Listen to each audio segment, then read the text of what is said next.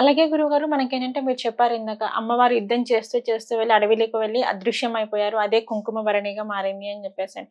మీరన్నారు ఇప్పుడు అక్కడ మనం మొక్కులు చెల్లించుకోవడానికి ఎలా అయితే బెల్లాన్ని సమర్పిస్తామో అలాగే కుంకుమ భరణి కూడా అక్కడ ఒక ప్రత్యేకత ఉంది గురువుగారు. కుంకుమ భరణిలని ఎందుకు సమర్పిస్తారు అన్నది కూడా ఉంది. ఒకటి అక్కడ అమ్మవారు రూపంగా భావించడం ఒకటి.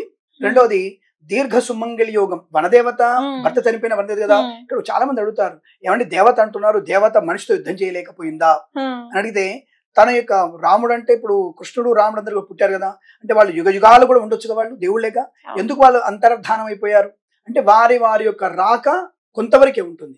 ఆ తదుపరి మన యొక్క మన విద్యుత్ ధర్మాన్ని చెప్పి వెళ్తారు. బాబు ఇగో ఈ పనులు చేసుకోవాలి అని చెప్పి వెళ్తారు.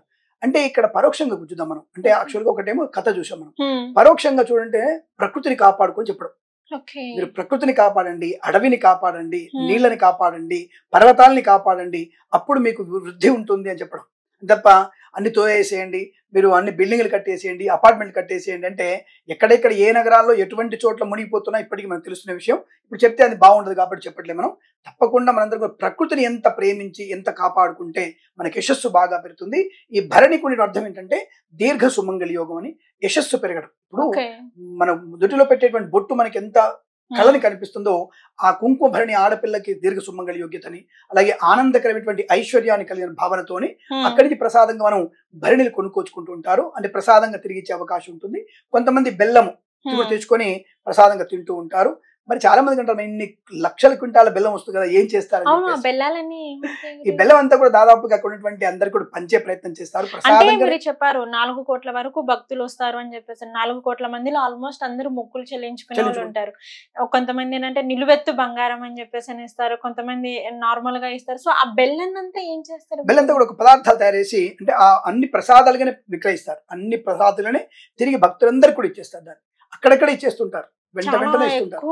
ఎంత లేదా దాదాపు 5-6 కోట్ల క్వింటాళ్ళ బెల్లం వస్తుంది. ఆ బెల్లం తీసుకొచ్చేసి అంటే ప్రభుత్వం మరి దాన్ని ఇంకా ఏదైనా పదార్థంగా తయారు చేసి ఇస్తారో తెలియదు. అట్లాగే మనకి ఇక్కడ తెలంగాణలో బొంగులు అంటారు, అంటే మురుమురాలు అంటారు. ఆ మురుమురాలు బొంగులు బెల్లం కలిపే ఇస్తారు. అక్కడ కలిపి ప్రసాదంగా తీసుకొని అందరూ తింటారు.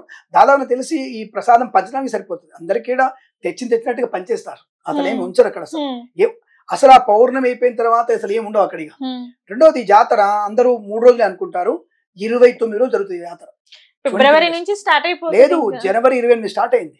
జనవరిలో అమావాస్య అయిపోయిన మరుక్షణం స్టార్ట్ అవుతుంది. పౌర్ణమి, మాఘ పౌర్ణమి వెళ్ళిపోయినటువంటి 5 రోజుల వరకు కార్యక్రమం జరుగుతుంది. అప్పుడు జనాలు తగ్గుతూ ఉంటారు. ఆ తర్వాత కూడా మార్చిలో కూడా కొంచెం వెళ్తూ ఉంటారు. మీరు చూడండి, మార్చి ఫస్ట్ వీక్ వరకు జరుగుతూనే ఉంటుంది. ఇది అంటే అక్కడ విశేషం అంతే, ఆ ప్రాంతానికి విశేషం. అక్కడ ప్రత్యక్షంగా మన దేవుళ్ళు కనపడరు, కానీ ఆ కోయదలు కట్టినటువంటి అంటే కొన్ని కర్రలకి అలంకారం తీసుకొస్తారు, అమ్మవారి అలంకారం ఈ విధంగా తీసుకొస్తారు. సో అలా తీసుకొచ్చిన వాటికి మనం నమస్కారం చేసుకోవాలి. అది 1-2 రోజులే ఉంటుంది, ఎక్కువ రోజులు మీకు పెట్టారు. 1 or 2 days మాత్రమే ఉంటుంది. ఆ తర్వాత మళ్ళీ వనదేవతల్ని ఆ వనంలోకి పంపించేసేటువంటి ఆచారమే కనపడుతుంది. అక్కడ వనంలో కూడా ఇంకొక గుడి లాంటిది ఉంటుంది. అసలు ఎక్కడ కూడా గోపురం లాంటి దేవాలయం అడవిలో ఎక్కడ లేదు.